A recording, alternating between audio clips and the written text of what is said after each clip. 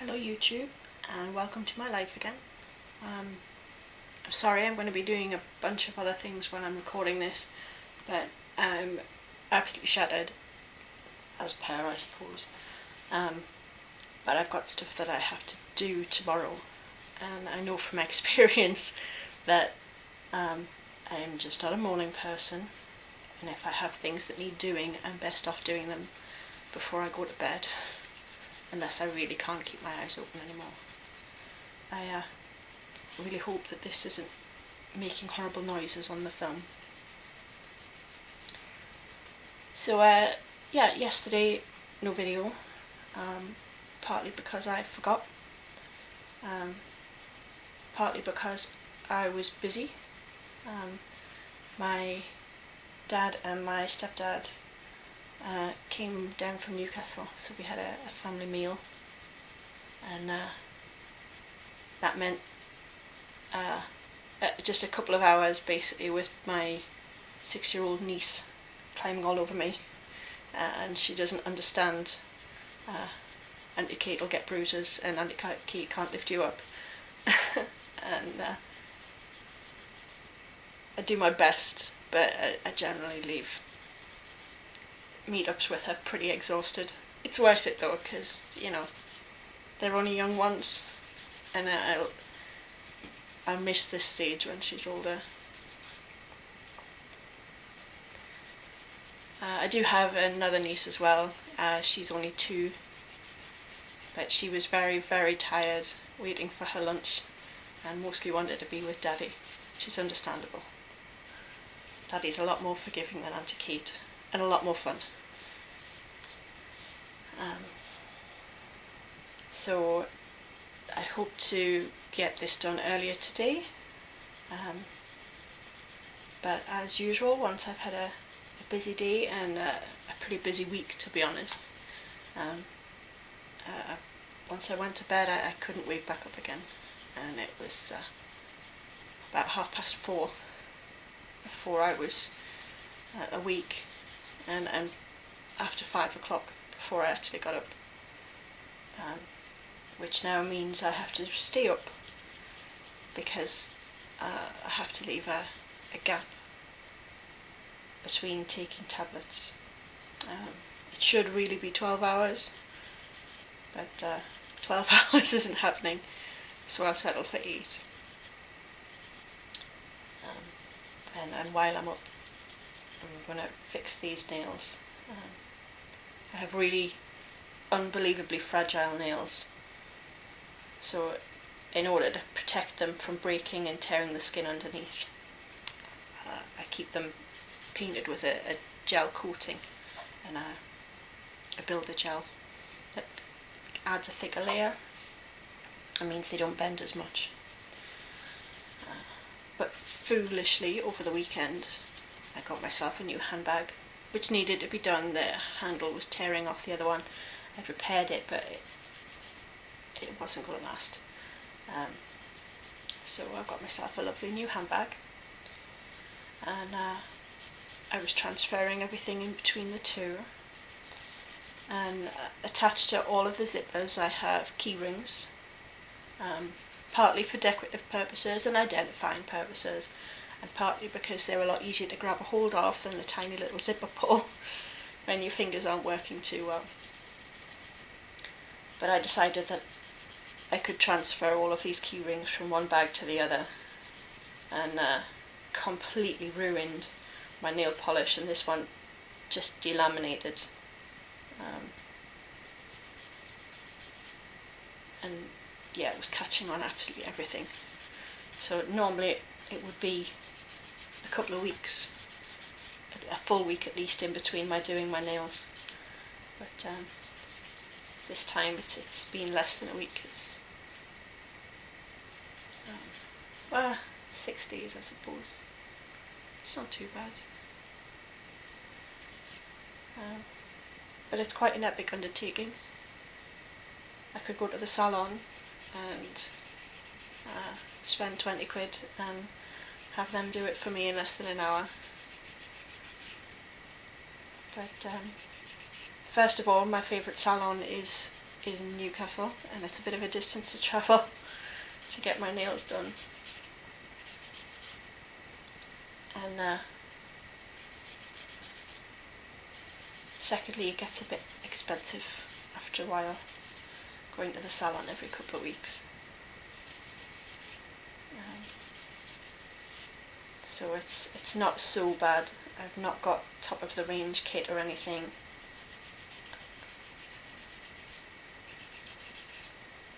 And apparently I've got a nail that I've done too thick, and now the gel just doesn't want to come off this one. Either that or I'm being too gentle because I'm on camera and I'm worried about the noise.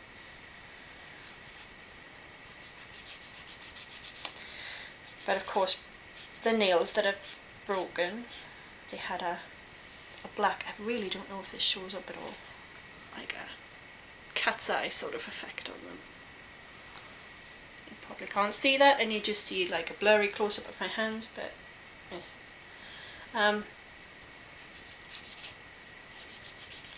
but it means that removing black polish is that much more effort than if I were attempting to remove white. That wouldn't matter so much underneath something else. Although I'm going for dark red, so never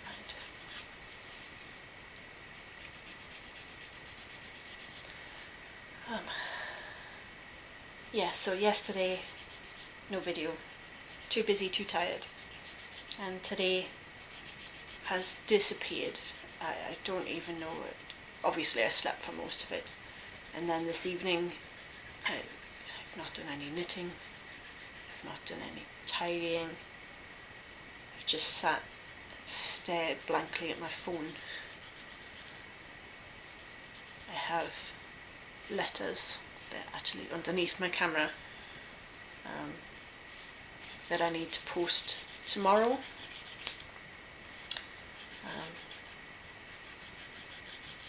I applied for personal independence payment because I struggle, and I thought maybe I had a chance of getting a little bit of help with some of the things that I struggle with. If I have someone here with me, it's not so bad. If I'm having a good day, it's not so bad. But an average day or less, I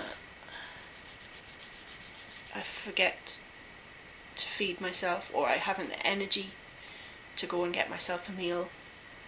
I forget to drink, or I haven't the energy to get myself a drink. So I just sit there and gradually become more and more dehydrated. And of course, the more dehydrated I am, the more tired I am, the worse my symptoms are. Vicious circle. So, but as can be expected, in a world where the government doesn't want to have to give people money for not working, so I attended the assessment and was told that I didn't look tired and I didn't look like I was in pain. Therefore, I didn't qualify. I'm like, how do you look like you're in pain? I'm sure I don't look like I'm in pain now, but I promise you I am. My left hip is screaming at me, my left knee is screaming at me. I'm going to have to change from this position shortly because of that. Gripping this nail file is hurting. It doesn't matter, you've got a life to lead, you cannot whinge about it all the time. If I spend my whole time protecting parts of my body from the pain, like you would do if it was an acute injury, then I can't do anything. So you just take your medication and get on with it. Take your medication. And that's another thing. People assume that pain medication takes away the pain. It doesn't. It lessens the pain until it's just about bearable. Oh, okay. There's supposed to be 4 tablets here, and there was only 3. I panicked for a minute. This one, I don't know if you can see it. Without this one, I can't leave the house. Can't walk at all. It's my joints, my bones feel like they're white hot pokers stabbing me with every movement, and that's like every one of my long bones feels like that. Excuse me.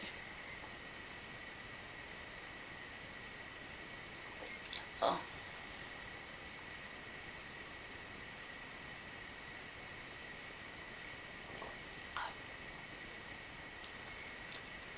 And typical, you get to watch me not being able to take them.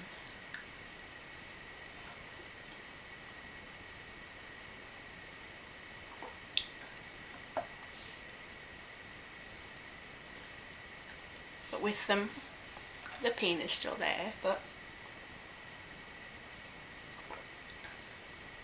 I can get over it. You know, like when you have a blister in your shoe, well, on your foot obviously because of your shoe,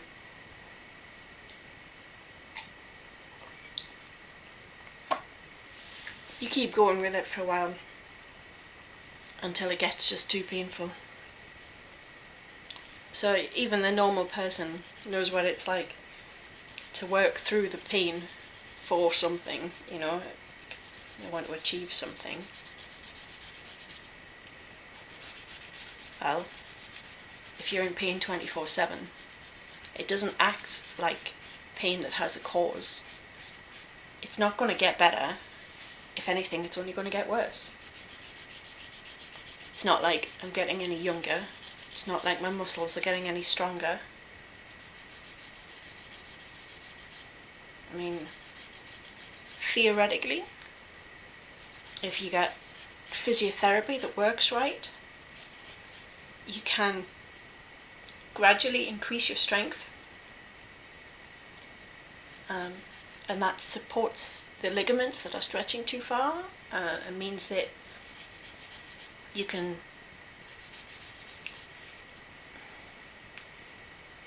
improve your physical ability because of that.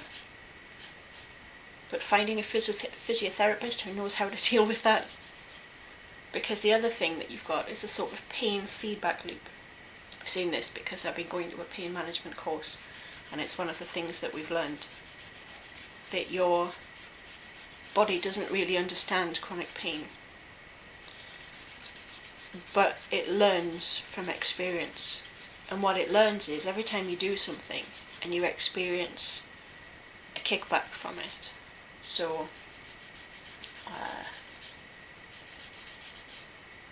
on Saturday I went out, met up with my family, played with my niece, and the kickback from that was that I then slept for 15 hours straight, and was in some considerable amount of pain. Now apparently the way that my body reacts to that is that next time it won't let me do as much. It'll say, oh well, last time you went out for 2 hours and that was too long. And that caused too much of a problem afterwards. So this time we'll only let you go out for an hour and 3/4 before we say no, it's time for you to come home. And when your body doesn't want you to do something, it really makes sure that you know it doesn't want you to do it. Probably shouldn't say this because, you know, I don't want to have my driver's license taken off me. It's one of the few things that gives me any freedom. But on Saturday I was really pushing it with my limits. By the time I was within a mile of home, I was starting to notice that my attention wasn't as it should be. I managed to stall the car. I can't even remember the last time that I did that, just because I was really too tired to have been driving. Normally, in a situation like that, I simply wouldn't drive. But there are some situations where it's worth pushing your limits a bit for. Didn't help that I had no idea where the restaurant that we were going to actually was. So I spent some time, I tried to program the sat-nav and that I'd never heard of it either. So I had a bit of extra mental stress, and it's amazing. People think of mental and physical illness as being separate. Then, well, they are, but they're not. They play on each other. Your body is one system, and everything is interlinked. So you get stressed, and your muscles automatically tighten up. Now, as someone who is in chronic pain anyway, my muscles, well, apparently people who are in chronic pain carry on average 30% extra tension in their muscles than the average person. And you'll know yourself that the tension in your muscles, if you tense in your shoulders, it leads to headaches, all that sort of stuff. So stress and anxiety and depression, they all play into the physical side of things. And the same way, the physical side of things plays into the mental side of things. I've been treated for depression for a very long time. And I say it's now under control. It's not really, but I'm no longer a suicide risk. That's basically what under control means as far as depression goes. But there are still plenty of days where the amount of pain that I'm in, I think, why do I even bother? What is the point of my existence? I'm no use to anyone. I live in a house with someone who I love very much, but I can't do anything around the house. He still has to employ a cleaner to come and clean the bathroom and clean the kitchen and do the hoovering and the dusting, because I'm not able to do it. I used to cook us meals, but I can't do that anymore, so he comes in from work and then has to prepare food for us. I can't contribute financially. I haven't contributed to the mortgage on this house in 8 years now. Makes me feel incredibly guilty. And I am just in the way, I'm just a burden. Without me, he wouldn't spend so much on electricity. He wouldn't spend so much on food. He wouldn't have me in the way, sat in the middle of the night on his sofa, making little piles of gel nail dust that I can't clean up.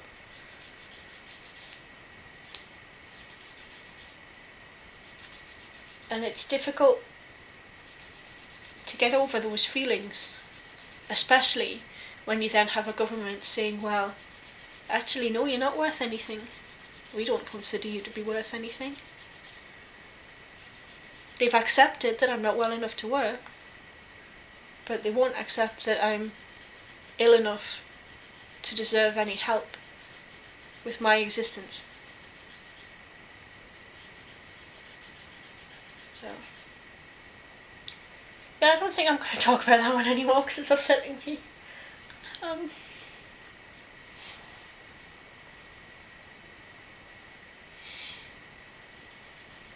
Try to find a different subject and finish on a happier note.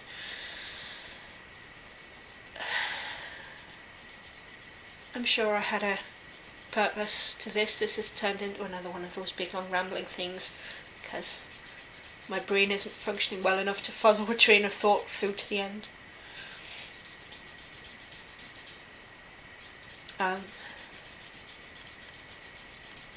Yeah. So tomorrow I'm going to see my sister again. Meet her for lunch. This means public transport.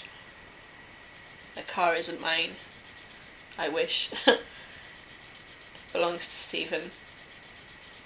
And he needs it for work.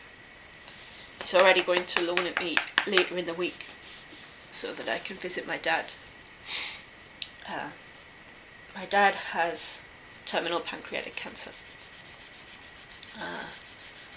And so far, touch wood, he's doing well. He's responded well to the chemo, and he's actually been off the chemo for coming up on 9 months now. And as far as we could tell, the cancer's gone kind of dormant.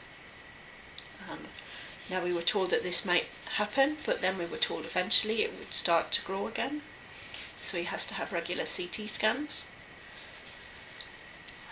The last one he had was at the start of February, and we hadn't heard anything back, so we don't know what the results of that are. And after a little bit of nagging, managed to get him an appointment to find out the results of that, and that appointment is on Thursday this week.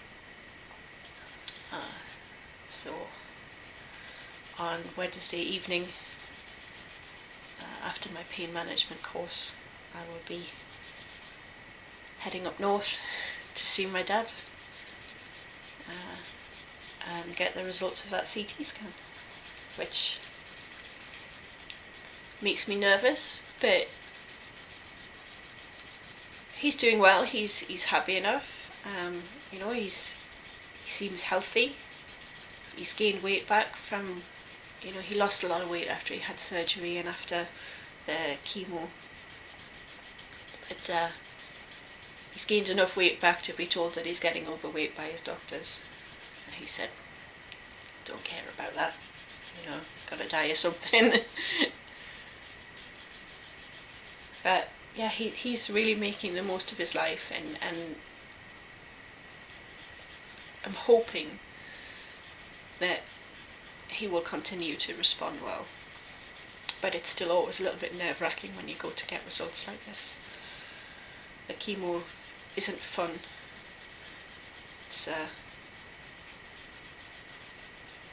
It leaves him quite wrung out. And that's not something I like to see. My dad's always been really strong. But I want to be strong for him. And it's not always easy to do. I go out there for a week and I do everything that I can to help. And then sometimes, if I have a flop and I'm up there and I find myself just laid out, I don't have my own bedroom up there, so I have a little camp bed in the front room.